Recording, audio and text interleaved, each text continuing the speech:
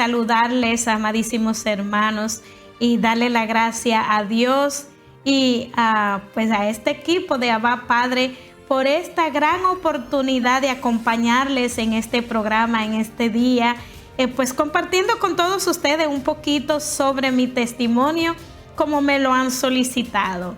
Pues me encuentro en la ciudad de Winston, en el estado de Georgia, aquí en Estados Unidos, precisamente en los estudios de Inmaculada TV, desde el set de mi programa Un Mundo Diferente, saludándolo a todos con profundo amor.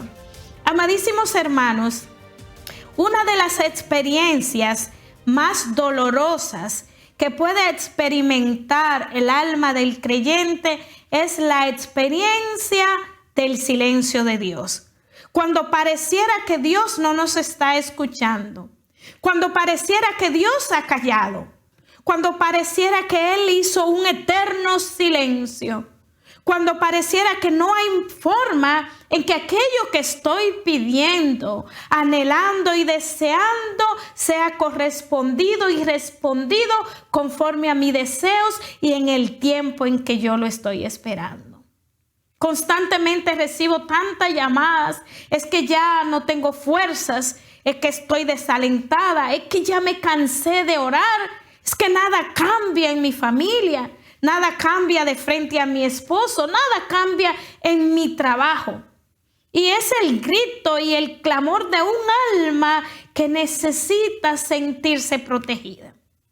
En todas culturas, razas, en toda nación, siempre el hombre ha buscado un ser superior, protector, sentirse protegido. Lo hemos buscado, claro, pero es el alma que busca a Dios y que no descansa hasta encontrarlo, como nos dice San Agustín. Entonces, esta experiencia de la búsqueda de Dios o buscando el bien que estamos deseando y no lo recibimos según el marco de nuestro tiempo, que somos hombres y mujeres mortales, y que muchas veces nos olvidamos que en Dios no hay tiempo, que el tiempo nuestro no es el tiempo de Dios, y entramos en desesperación.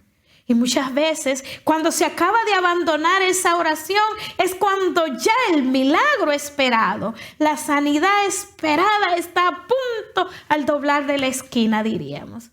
Así que yo quiero invitarte a través de este testimonio a tener una oración confiada, una oración que espera en el Señor y a descubrir el poder que tiene la oración de intercesión en el miembro, en el seno de una familia. Muchas veces cuando hay situaciones difíciles en la familia tendemos a decir: ese es un borracho, ese es un adúltero, ese ya no va a salir de eso. Y tiramos sobre esa persona palabra de condenación en vez de salvación, en vez de liberar la buena batalla en la oración por ese miembro de la familia, en vez de pararse de frente a la brecha. Hoy yo te quiero dar unos pequeñitos pasos en este tiempo de pandemia, en este tiempo de crisis, en este tiempo de desolación y sobre todo desde dentro de la circunstancia que tú estés viviendo en tu familia. Y es precisamente aprender a orar con la misma palabra de Dios, a venir al Señor y decirle con su propia palabra: es que tú has dicho que todo lo que pedimos en el nombre de Jesús nos lo va a conceder. Es que tú nos has dicho que cuando dos o más se ponen de acuerdo y actúan en tu nombre, tú estarías en el medio de ellos. Es que tú nos has dicho a través del profeta Jeremías en el capítulo 29 del versículo 11 al 13 que todo lo que pidamos, que cuando te invoquemos y lo hagamos de todo corazón, tú escucharías nuestra oración y que te haría presente. Entonces, ¿qué pasa? Esa desolación, ese desánimo, ese de quedarse lejos de Dios, de no desistir. Entonces tenemos una mujer en el Evangelio de San Mateo, en el capítulo 15, la cananea, que es mi compinche de predicación, una mujer que no era del pueblo de Dios, una mujer que creía en muchos dioses, una mujer que se expuso al peligro, pero que ella había oído hablar del Señor que pasaba por ahí, que sanaba a los enfermos, que liberaba a los oprimidos, que consolaba a los corazones afligidos. Y ella amaba mucho a su familia. Dice la palabra que tenía una hija endemoniada. Y ella se fue detrás de Jesús buscando ese milagro, buscando la sanidad. Dos elementos muy importantes se unían en aquella mujer, que era la certeza que solo Jesús tenía la sanidad de su hija y mucho amaba. Amaba mucho a su hija. Dos elementos que no pueden faltar en nuestras oraciones. La certeza de que Jesús puede sanarnos y el amor que motiva nuestra oración de intercesión, que nos motiva a hacer la lucha, a librar la buena batalla por los miembros de nuestra familia que se están perdiendo en el vicio, en la drogadicción, en el pecado. Dos elementos: creerle a Jesús que Él tiene el poder de sanar y de liberar, y amar. Esta mujer, dice la palabra, que salió detrás de Jesús y le dijo: Señor, hijo de David, ten compasión de mí. Mi hija tiene un demonio muy malo. Y dice la palabra que Jesús parecía que seguía caminando. Se enfrentó al silencio de Dios. A ese silencio que tantos de nosotros hemos experimentado en tantos momentos, en nuestras mayores angustias, que Dios no actúa, que Dios no nos está respondiendo. Pero aquella mujer nos enseña un itinerario de fe interesante. Ella no desistió. En medio de la multitud seguía gritando: Señor, hijo de David, ten compasión de mí. Señor, hijo de David, ten compasión de mí. El Señor seguía caminando hasta tal grado que los apóstoles le dijeron: Señor, mírala, atiéndela, mírala cómo grita detrás de nosotros. Y el Señor se detuvo. Incluso todavía esta mujer se enfrenta con algo más grande. Se enfrenta con aquella palabra: he venido solo para las ovejas descarriadas de Israel.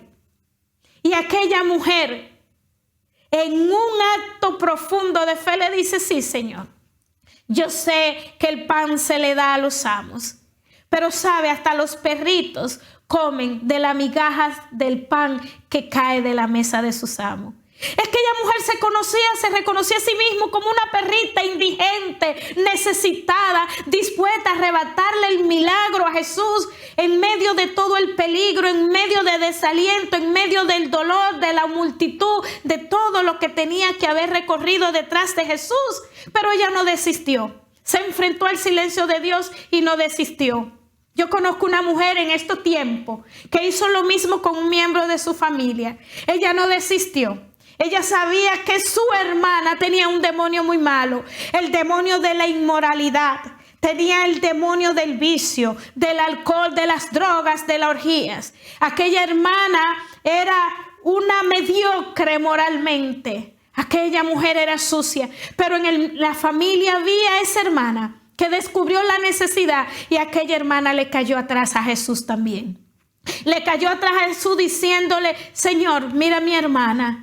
Mira cómo bebe licor. Mira, Señor, se está perdiendo. Mira la infidelidad con su esposo. Señor, ayúdala. Está enferma. Libérala. Y aquella mujer dice que pasaban los años y su hermana más se hundía. Y su hermana más se perdía. Y ella seguía arremetiendo detrás de Jesús. Habían pasado 8 años, amadísimos hermanos.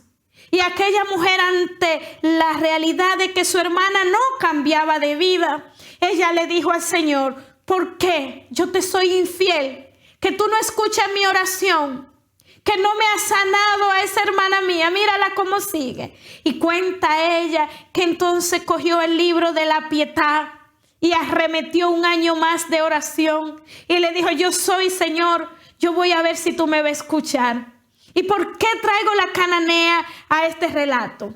Traigo la cananea porque ella no desistió. Ella arremetió con su oración. Ella se tiró a los pies de Jesús. Ella le dijo: sí, pero también los perrillos comen de la migaja que cae de la mesa. El Señor se viró y le dijo: mujer, qué grande es tu fe. Tu hija queda sana. Así fue aquella hermana pidiendo oración por su hermana, años detrás de Jesús, hasta que ve que Jesús no responde. y se enfrenta con el gran silencio de Dios. El silencio que detiene a tantos creyentes. El silencio que detiene a tantos intercesores. Pero esa hermana no se detuvo. Esa hermana arremetió con nuevas armas renovadas. Ahora, Señor, con este libro de la piedad, voy a ofrecer un año de oración entero por mi hermana adúltera, viciosa, inmoral, infiel. Lo que ella no sabía es que esa hermana estaba llegando al punto donde se iba a suicidar. Estaba tomando su camioneta para tirarse por un canal. Y justamente aquella hermana que había iniciado un año de oración en un diciembre, en diciembre, un año después, aquella oración suplicante de esa hermana se hizo oración suplicante en los mismos labios de la hermana inmoral, de la hermana infiel, de la hermana tomada por el vicio, a punto de terminar su vida. Y la hermana seguía pidiendo por aquella hermana. Y resulta que en un momento de gran oscuridad y desesperación, aquella mujer se le muere su esposo. Y entra en profunda angustia. Porque mucho era su pecado. Y como dice el Salmo 38, mis llagas supuran, están fétidas. Todos se han alejado de mí.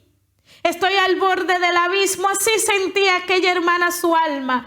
Al partir de la muerte de su esposo, reconoció todo su pecado, su infidelidad. A través del dolor se fue abriendo el entendimiento espiritual, se fue abriendo la mirada hacia la búsqueda de Dios, pero no un acto de casualidad. Detrás de esa mujer estaban sus familiares orando. Detrás de esa mujer estaba una hermana que arremetió con más fuerza ante Dios y le dijo: Señor, es que te soy infiel. Voy a rezar un año por mi hermana, por su liberación, por su conversión. Y ese en diciembre del año siguiente sería casualidad. No, no es casualidad. Un año justo. Aquel gemido de mi hermana se hizo mi propio gemido. El día que estaba dispuesta a terminar con mi vida. El día donde ya me tenía que drogar. El día que tenía que tomar licor todo el día. Cuando ya el insomnio me arropaba, no dormía, me golpeaba mi frente contra la pared de mi casa. La angustia era grande, el desasosiego era grande. Tenía varias enfermedades físicas y espirituales: desasosiego, falta de paz, insomnio, irritabilidad de colon. Pero más que eso, era tanto la confusión de mi mente que yo trataba de regresar a mi casa donde vivía 14 años. Hacía el mismo camino diario, pero ya yo no reconocía mi casa. La turbación era tanto, la culpa de mi pecado era tanto, el vicio era tanto que yo duraba 1 hora alrededor de mi casa para reconocer dónde estaba. Pero en medio de ese dolor, en medio de esa tragedia, en medio de esa desesperación, en medio de esas enfermedades, en medio de ese intento de suicidio, en medio de esos vicios, había una hermana liberando la buena batalla en la oración. Hay poder en la oración del familiar. Hay poder en una oración confiada. Aquella seguía librando la buena batalla en silencio por mi vida, por mi salvación. Y tiene que ocurrir la muerte esa repentina de mi esposo para entrar todavía en un profundo abismo más hondo, donde el mundo decía, la psicología decía que se llevaría 20 años mi recuperación.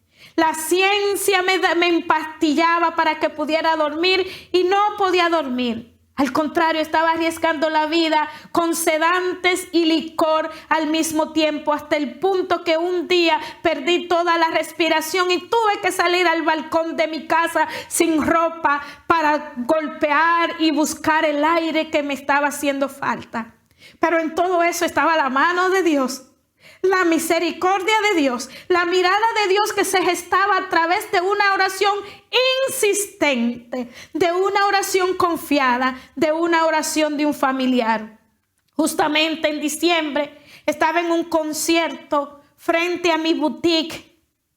Yo había obtenido lo que se llama el sueño americano, carro, lujo, joyas, vestido caro, pero un vacío grande en mi alma, porque ese vacío solo lo podía llenar el amor de Dios. La sociedad me llevaba hacia la perdición. La adquisición de bienes me alejaba de la fuente de gracia, de alegría, de paz y de poder. Esa mañana en que quería ya terminar con mi vida, frente a mi boutique, un grupo de jóvenes cantaban unos villancicos de Navidad. Aquellos jóvenes no conocían mi oración. Aquellos jóvenes no sabían que esa misma tarde yo iba a tirar mi camioneta por un canal. Aquellos jóvenes no conocían mi agonía, mi vicio. Aquellos jóvenes no conocían de mi borrachera. Mas sin embargo, en medio del concierto, uno de esos jóvenes de una escuela secundaria, no era un grupo católico, yo no iba a oración, yo no iba a la iglesia, era el poder que se estaba gestando sobre mí a través de la oración del corazón intercesor de una de mis hermanas, de Eladia. Aquel momento llegan en medio de ese concierto esos jóvenes y toman la efusión de la gracia que se estaba derramando en ese momento, y aquel joven que le tocaba cantar la canción Jingle Bell, se le convierte en una adoración, en una alabanza. Se unen 3 jóvenes más. Los vecinos y los coordinadores decían, pero ¿qué está pasando aquí? Esto es un desastre. Los que sabían de fe decían, no, es la gloria de Dios, es una gracia muy especial. Yo solo sé que me dio deseo por llorar. Una joven lanzaba en el parqueo de mi boutique, en el frente de las que cantaban, danzaban en el espíritu. Yo no sabía lo que era danzar en el espíritu. Yo tenía el temor de que si se caía y se golpeaba me iban a poner una demanda como empresaria. Se me acerca mi administradora, se me acerca mi mano derecha del negocio y me dice, doña Odalis, usted tiene que estar viendo lo que aquí le está pasando. Pero yo no podía entender. Aquellos jóvenes lloraban y adoraban a Dios, y empezó a hablar en lengua, y aquel joven en medio de su lengua miraba el cielo y lo único que decía, He's the Lord, Él es el Señor. Hoy el Señor te dice a ti que le ame y que le conozca, que tan solo le ame y le conozca, que Él se hace cargo de todas tus cargas, que Él se enfrenta a tus enemigos, pero que solo le diga que sí. El director del coro mandaba a parar aquel concierto. El piano no podía parar de tocar. Los jóvenes no podían parar de cantar, como 4 de los 14. Entraron en esa adoración mirando hacia el cielo. Empezaron a danzar en el espíritu. Y un manojo de palomas sobrevoló todas nuestras cabezas. 14 años había estado en ese centro comercial y nunca había visto ese trinar de paloma voloteando sobre nuestra cabeza. Alguien decía, oh Dios, lo que está ocurriendo aquí es la gloria de Dios. Pero el director del coro se insistió. Estaba avergonzado porque todo lo que estaba sucediendo allí no estaba ensayado. Mandó finalmente a parar aquel concierto, no sin antes escuchar yo de aquel joven de 17 años que dijo, dile que sí, solo dile que sí al Señor.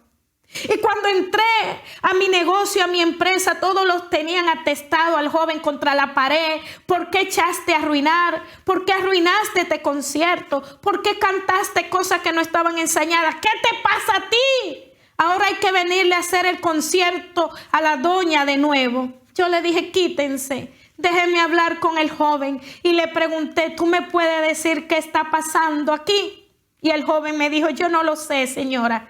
Si un día lo supiera, yo se lo vengo a decir. Yo solo sé que Dios venía bajando hermosamente del cielo y no sé lo que vino a hacer. Él decía, yo no sé lo que vino a hacer, pero en mi corazón una palabra surgía, liberación, un término que no conocía. Yo no iba a iglesia, yo no iba a grupo de oración, pero liberación. En ese momento empecé a llorar y le dije a mi secretaria, cierra la puerta del negocio. Me llevaron a mi casa agarrada de las manos. Entré a esa habitación donde había hecho tanto vicio, tantas cosas indecentes, donde había estado tan lejos de Dios, una habitación oscura.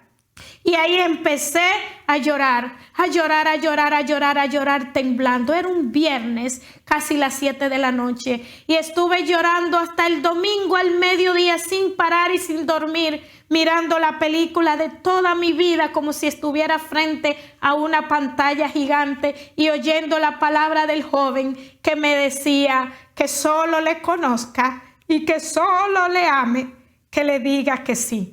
El domingo, cuando me paré de ese piso, de ese suelo, ya yo sabía en mi corazón por la obra del Espíritu Santo que algo había cambiado, y desde ahí yo no pude oír más música del mundo. Desde ahí cortó el vicio, desde ahí terminé con mi amante, desde ahí cambiaron los restaurantes de lujo por tiempo de oración, los alimentos caros en los restaurantes de 5 estrellas por el pan vivo bajado del cielo, los tiempos de happy hour y de discoteca por tiempo de oración y de palabra. Se cambió mi lamento en danza. Ese día fui sanada, y fui sanada de una vez para siempre. Fui sanada emocionalmente, físicamente, cortadas las cadenas que me ataban de pecado, sanada física, emocional y espiritualmente. Y en una próxima intervención, pues le contaré a partir de ese momento de liberación cómo el mismo Espíritu me lleva a la iglesia más cercana y lo que ocurrió a partir de hoy y hasta este momento, que me tiene por gracia y por misericordia dirigiendo este canal de televisión. Que cómo pasó, solamente diciéndole al Señor: sí, yo sé que no estoy haciendo bien. Toma mi vida y haz con ella lo que quieras, pero sálvame. Esa fue la oración de esa madrugada antes de irme a tirar al canal. La oración que se había gestado en el pensamiento y en la boca de mi hermana, y del cielo descendió el auxilio que mi hermana había pedido para mí. Hoy ella dice, y es con el mensaje que te quiero dejar: el Señor me hizo esperar muchos años, y es por lo que me iba a dar, era más de lo que yo le estaba pidiendo. Así que, amadísimos hermanos, si el Señor aún no ha respondido a tu oración, espera en Dios y sigue librando la buena batalla por la vida, por la salvación, por la conversión de los tuyos y del mundo entero. Bendiciones.